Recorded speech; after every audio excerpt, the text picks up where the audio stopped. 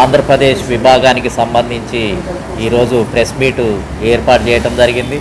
ముఖ్యంగా national political justice front Andhra Pradesh శాఖ అధ్యక్షురాలుగా నూతనంగా ఎన్నికైనటువంటి పొట్లూరి దేవి గారు, అదేవిధంగా నేషనల్ కోఆర్డినేటర్స్ అయినటువంటి వీరంకి అయ్యన్న బాబు, అదేవిధంగా జయబాబు గారు, అదేవిధంగా ఇక్కడ ఉన్నటువంటి రేఖ గారు, మరి ఇతర నాయకులు, సోదరులారా, ఈరోజు మరి ఏదైతే జాతీయ స్థాయిలో బీజేపీ ప్రభుత్వం మేము బీసీల కులగణన చేపడతాము అని ప్రధానమంత్రి మోడీ గారు పదే పదే చెప్పటం జరిగింది.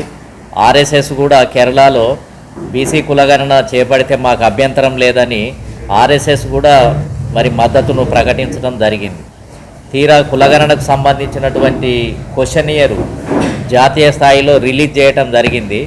ఆ క్వశ్చనియర్లో బీసీ కులాల గురించి అంశము దాంట్లో చేర్చలేదు, కేవలం ఎస్సీ ఎస్టీలది మాత్రమే దాంట్లో క్వశ్చనియర్లో ప్రశ్నావళిలో చేర్చడం జరిగింది. కాబట్టి మరి బీసీల కులగణనం చేపడతాము జాతీయ స్థాయిలో అని మాట ఇచ్చినటువంటి ప్రధానమంత్రి మోడీ గారు మాట తప్పి, బీజేపీ పార్టీ మళ్ళీ మాట తప్పి దాని వెనకాల ఏదో రకంగా మళ్ళీ నీరుగార్చే విధంగా, బీసీలను మోసం చేసే విధంగా ఏదో ప్రయత్నాలు జరుగుతున్నట్టుగా తెలుస్తూ ఉంది.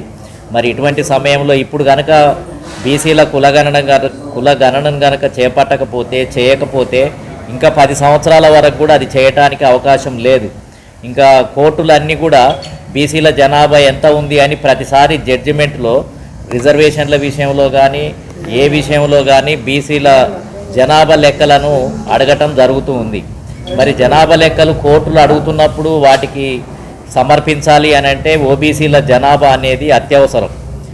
మరి దీన్ని దృష్టిలో పెట్టుకొని జాతీయ స్థాయిలో మార్చి మొదటి వారంలో న్యూఢిల్లీలో జంతర్ మంతర్ దగ్గర సౌత్ ఇండియా నుంచి, అదేవిధంగా నార్త్ ఇండియా నుంచి పెద్ద మొత్తంలో అక్కడ ఉద్యమ కార్యక్రమాన్ని మార్చి మొదటి వారంలో చేయాలని చెప్పి నిర్ణయించడం జరిగింది. అదేవిధంగా ఆంధ్రప్రదేశ్లో ఇదే బీసీ కులగణను చేపట్టాలి, ప్రశ్నావళిలో బీసీల అంశాన్ని కూడా చేపట్టాలని ఈ నెల 28వ తేదీన ఇక్కడ విజయవాడలోని ధర్నా చౌక్లో పెద్ద మొత్తంలో బీసీలతోటి దాదాపు 1000 మంది మొత్తం నాయకులతోటి బీసీల ధర్నా కార్యక్రమాన్ని చేపట్టాలని చెప్పి నిర్ణయించడం జరిగింది. అదేవిధంగా సిపిఎం పార్టీ, అన్ని ప్రజా సంఘాలు, రైతు సంఘాలు, అదేవిధంగా ఇతర పార్టీలకు సంబంధించిన వాళ్ళు, ఇతర బీసీ సంఘాల నాయకులు ఏ ఒక్కరిని కూడా మినాయించకుండా మొత్తం దానికి మద్దతుగా అందరినీ మేము పిలవబోతున్నాం. అన్ని పార్టీలు బీసీల కులగణన అంటే యావత్తు సంఘాలు, యావత్తు పార్టీలు అన్నీ కూడా దానికి పూర్తి మద్దతును ప్రకటించాల్సినటువంటి అవసరం ఉంది. అదేవిధంగా టీడీపీ, జనసేన కూడా మరి కేంద్రంలో భాగమే, కేంద్ర మంత్రివర్గంలో భాగమే. టీడీపీ కూడా చంద్రబాబు నాయుడు అక్కడ ఒక పవర్ఫుల్ వ్యక్తిగా ఉన్నాడు. మరి బీసీల పార్టీ అని టీడీపీ పదే పదే చెప్పడం జరుగుతూ ఉంది. మరి బీసీల పార్టీ అని చెప్పినప్పుడు బీసీల కులగణన గురించి టీడీపీ మాట్లాడాలి, జనసేన మాట్లాడాలి, అదేవిధంగా అన్ని రాజకీయ పార్టీలు కూడా మాట్లాడాల్సినటువంటి బాధ్యత వాళ్ళ మీద ఉంది. కాబట్టి ఈ సమయంలో టీడీపీ కూడా జోక్యం చేసుకొని బీజేపీ ప్రభుత్వంలో బీసీల కులగణన అంశాన్ని అక్కడ లేవనెత్తే విధంగా వాళ్ళు కూడా ముందుకు రావాలి. లేకపోతే బీసీల యొక్క ప్రయోజనాలను దెబ్బకొట్టినట్లయితే ఇక్కడ బీసీ సమాజం ఊరుకునే పరిస్థితుల్లో లేదు. కాబట్టి 28వ తేదీన జరిగే మరి ఏదైతే మహాధర్నా ఉందో, బీసీ కులగణన మీద జరిగే మహాధర్నా కార్యక్రమానికి ఆంధ్రప్రదేశ్ నలుమూలల నుంచి కూడా పెద్ద మొత్తంలో కార్యకర్తలంతా కూడా ఇక్కడ రాబోతున్నారు. అన్ని సంఘాలు కూడా ముక్తకంఠంతో మద్దతు ఇవ్వబోతున్నారు. దీన్ని ఒక మహా ఉద్యమంగా దీన్ని మేము చేయబోతున్నాం. ఖచ్చితంగా బీసీల యొక్క ప్రయోజనాల కోసం నిలబడాలని చెప్పి నిర్ణయించడం జరిగింది. అదేవిధంగా ఢిల్లీలో మార్చి మొదటి వారము లేదా 2వ వారంలో జరుగుతున్నటువంటి జాతీయ స్థాయి సమ్మేళనంలో మరి మొత్తం భారతదేశంలో ఉన్న ఓబీసీ సమాజం అంతా కూడా రాబోతుంది. అక్కడ మరి అన్ని జాతీయ స్థాయిలో ఉన్న పార్టీ నాయకులు అందరినీ కూడా దాంట్లో పిలవబోతున్నాము అని చెప్పి ఈ సందర్భంగా తెలియజేస్తున్నాము.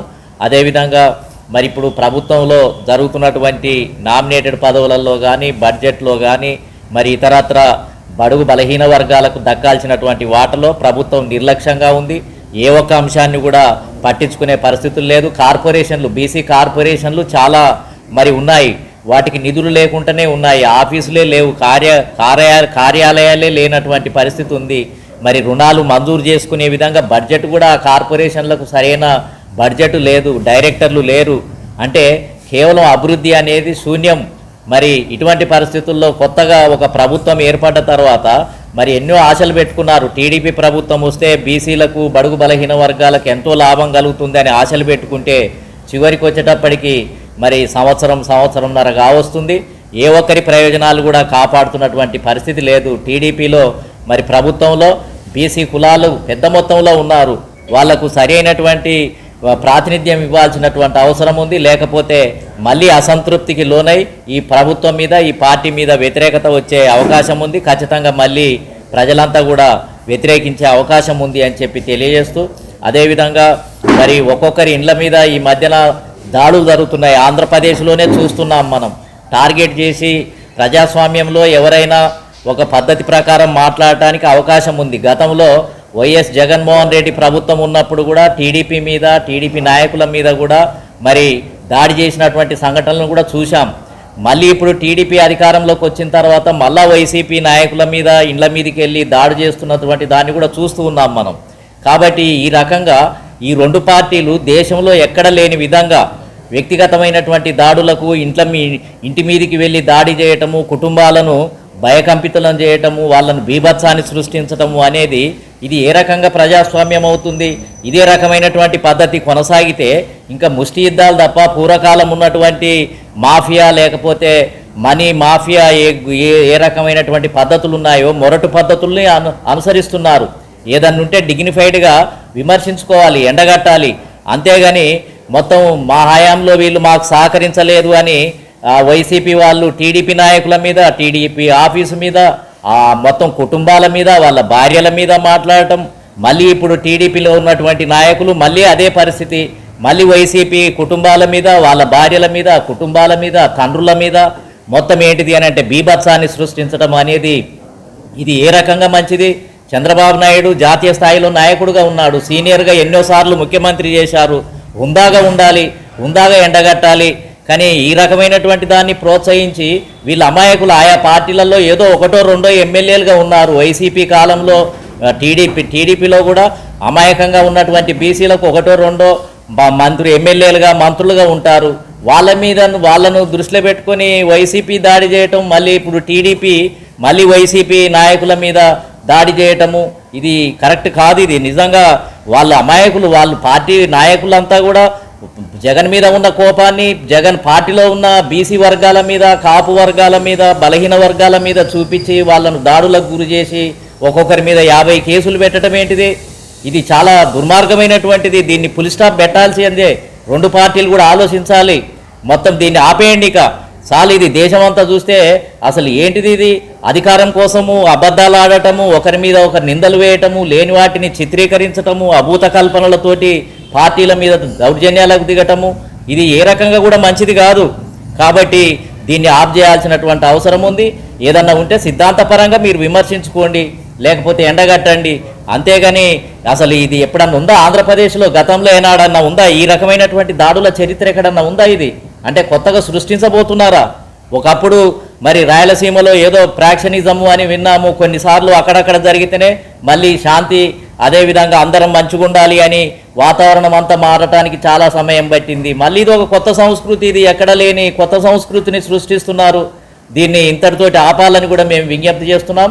మొత్తం బడుగు బలహీన వర్గాల ఇండ్ల మీదనే దాడి చేస్తున్నారు. వీళ్ళేమో మెప్పు కోసము, జగన్ మెప్పు కోసమేమో అప్పుడు వీళ్ళంతా కూడా ఇక చంద్రబాబును తిడితే నాకేదో మంత్రి పదవి వస్తుందని జగన్ మెప్పు కోసం వీళ్ళు తిట్టారు అప్పుడు.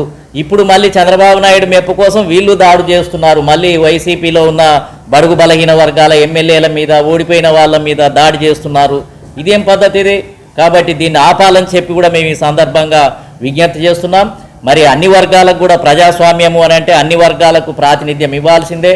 బ్రాహ్మణులకు కానీ, వైశ్యులకు కానీ, కాపులకు కానీ, బీసీలకు కానీ అన్ని వర్గాలకు కూడా ప్రాతినిధ్యం ఇచ్చే విధంగా మరి ఈ ప్రభుత్వం కొనసాగాలి. ప్రభుత్వం అని అంటే రెండు వర్గాలేనా, రెండు కుటుంబాలేనా ఈ రాష్ట్రాన్ని పరిపాలించాల్సింది? రాజ్యాంగము అని అంటే అన్ని వర్గాలకు సంబంధించింది, అందరికీ పంపిణీ చేయాలి. స్వాతంత్ర ఫలాలు, అభివృద్ధి ఫలాలను అన్ని వర్గాలకు పంపిణీ చేసే విధంగా ఉండాలి. కానీ మొత్తం ఒకటే వర్గం ఎమ్మెల్యే సీట్లన్నీ ఒక వర్గం, ఒక కుటుంబం, ఒక పార్టీనే. ఈ రకంగా రెండు పార్టీలు మొత్తం ఏంటంటే పెనుగులాడుతున్నటువంటి సమయంలో ఇంకా ఆంబోతులు కొట్లాడుకుంటుంటే లేగదూడల కాళ్ళు ఇరిగి కింద పడ్డట్టుగా ఉంది. ఇప్పుడు జగన్మోహన్ రెడ్డి గారు చంద్రబాబు నాయుడు ఇద్దరు కొట్లాటలో ఇక అక్కడ ఉన్న బీసీ వర్గాలు ఇక్కడ ఉన్న బడుగు బలహీన వర్గాలు కేసులు పెట్టుకొని ఇళ్ల మీద దాడి చేసే పరిస్థితి కొనసాగుతుంది. కాబట్టి దీన్ని ఆపి సావధానంతో ఒక డిగ్నిఫైడ్గా రాజకీయాలు చేయాలని చెప్పి కూడా ఈ సందర్భంగా విజ్ఞప్తి చేస్తున్నాం. అదేవిధంగా మరి దీన్ని జయప్రదం చేయాలి. 28వ తేదీన మహాధర్నాను అన్ని పార్టీలు కూడా సహకరించాలని చెప్తున్నాము. ఈ మహాధర్నా కార్యక్రమము మరి పొట్లూరి దేవి గారి సారథ్యంలో ఈ ధర్నా కార్యక్రమం జరగబోతుంది. ఇది పొలిటికల్ జస్టిస్ ఫ్రంట్ మరి ఆధ్వర్యంలో జరుగుతుంది. దానికి రాజ్యాధికార పార్టీ, బీసీ ఐక్య సంఘర్షణ సమితి, అదేవిధంగా అన్ని జయబాబు గారు అన్ని ప్రజా సంఘాల్లో ఇటువరకు పనిచేసినటువంటి అన్ని ప్రజా సంఘాలన్నీ కూడా దీంట్లో మమేకమవుతున్నాయి. ఈ సందర్భంలోనే మరి పొట్లూరి దేవి గారిని రాజ్యాధికార పార్టీ మహిళా అధ్యక్షురాలుగా కూడా ఈ సందర్భంగా మరి ప్రకటిస్తున్నాం. ఎందుకంటే ఆమె జిల్లాలన్నీ కూడా పర్యటన చేస్తూ ఉంది, మహిళల్ని పెద్ద ఎత్తున సమీకరించడానికి కూడా ప్రయత్నం చేస్తూ ఉంది. కాబట్టి వారిని మరి మహిళా అధ్యక్షురాలు రాజ్యాధికార పార్టీ మహిళా విభాగానికి అధ్యక్షురాలుగా కూడా వారిని ప్రకటించడం జరుగుతుంది. అదేవిధంగా పూర్ణచంద్రరావు గారు రాజ్యాధికార పార్టీకి ఆర్గనైజింగ్ సెక్రటరీగా వారిని కూడా ఈ సందర్భంలో మరి ప్రకటిస్తూ ఉన్నాం. అదేవిధంగా మహిళా విభాగం ఉపాధ్యక్షురాలుగా మరి కృష్ణారేఖ గారిని నూతక్కి కృష్ణారేఖ గారిని వీరిని నియామకం చేయటం జరుగుతుంది. వీరితో పాటు వీరి అధ్యక్షురాలు ఆమె ఉపాధ్యక్షురాలుగా కొనసాగుతుంది. పూర్తి స్థాయి కమిటీని త్వరలోనే మరి ప్రకటిస్తాం. అదేవిధంగా గతంలోనే మరి పొలిటికల్ జస్టిస్ ఫ్రంట్ కన్వీనర్లను కూడా చాలామందిని ప్రకటించడం జరిగింది. ఆ కన్వీనర్లంతా కూడా ఈ మహాధర్నా కార్యక్రమంలో అన్ని వర్గాలు కూడా పాల్గొని మరి బీసీలకు మద్దతుగా ఇటు ఎస్సీ సామాజిక వర్గం, ఎస్టీ, కాపులు, మహిళలు అందరూ కూడా ఈవెన్ అగ్రవర్ణాలు కూడా దీనికి మద్దతు ఇచ్చే వాళ్ళందరినీ కూడా మేము ఇన్వైట్ చేస్తున్నాం. ఇది పెద్ద ఎత్తున జయప్రదం అవుతుంది అని చెప్పి తెలియజేస్తున్నాం. ఇక్కడ ఉన్న టీడీపీ, జనసేన కూడా కేంద్ర ప్రభుత్వంలో భాగంగా ఉంది కాబట్టి బీసీల కులగణన జరిగే విధంగా ఈ రెండు పార్టీలు కూడా ఒత్తిడి తీసుకొస్తేనే భవిష్యత్తులో ఈ ప్రజల యొక్క మన్నన ఉంటుంది. లేకపోతే మరి వీళ్ళకు కూడా ఏందనంటే వీళ్ళకి చిత్తశుద్ధి లేదు అనేది అర్థమవుతుంది అని చెప్పి మరి టీడీపీకి, జనసేన పవన్ కళ్యాణ్ గారు కూడా ఈ సందర్భంగా మరి విజ్ఞప్తి చేస్తున్నాం. నమస్తే అందరికీ. Devi Potluri National Political Front Justice ఫ్రంట్కి అధ్యక్షురాలుగా చేస్తున్నాను. ఆంధ్రప్రదేశ్ పార్టీకి మహిళా విభాగానికి అధ్యక్షురాలుగా ఇప్పుడు అపాయింట్మెంట్ అయ్యాను. ముఖ్య ఉద్దేశం ఏంటంటే ఇప్పుడు ప్రస్తుతం ఉన్న పరిస్థితుల్లో బీసీలందరికీ జరిగిన అన్యాయం గురించి ఈ నెల 28వ తారీఖున విజయవాడ కేంద్రంగా తీసుకొని బీసీలకు జరిగిన అన్యాయం గురించి ప్రశ్నించడానికి మనం ధర్నా చేపడతా ఉన్నాం. మేము ప్రజా సంఘాలకు పిలుపునిస్తున్నాం. ఎవరైతే కుల సంఘాలు కానీ మత సంఘాలు కానీ ప్రతి ఒక్కరూ ఈ ధర్నాలో పాల్గొనవాలని మేము పార్టీ తరఫున మేము అందరం విజ్ఞప్తి చేస్తూ ఉన్నాం. ఎందుకంటే బలమైన మెజార్టీ కలిగిన సంఘం ఏదన్నా ఉందంటే బీసీల సంఖ్య మెజార్టీ ఎక్కువగా ఉంది. వారికి జరుగుతున్న అన్యాయం ప్రతి ఒక్కరికి తెలుసు. ప్రతి ఒక్క నాయకులు ఎంతో కృషి చేస్తూ ఉన్నారు బీసీల కులగణన గురించి. కానీ బీసీలకి ఎమ్మెల్యే పదవులు కానీ ఎంపీ పదవులు అందని జాంపండుగా ఉంటున్నాయనేది అందరికీ తెలిసిన విషయమే. ప్రత్యేకంగా బీసీలందరూ కులం మతం లేకుండా ఎస్సీ, ఎస్టీ, బీసీ మైనార్టీలు అందరము కలిసి ఈ ధర్నాన్ని జయప్రదం చేయాల్సి కోరుతూ ఉన్నాము. ఇది ఒక మంచి విజయంగా సక్సెస్ఫుల్గా ముందుకు తీసుకెళ్లాలని అందరినీ విజ్ఞప్తి చేస్తాము. Thank you.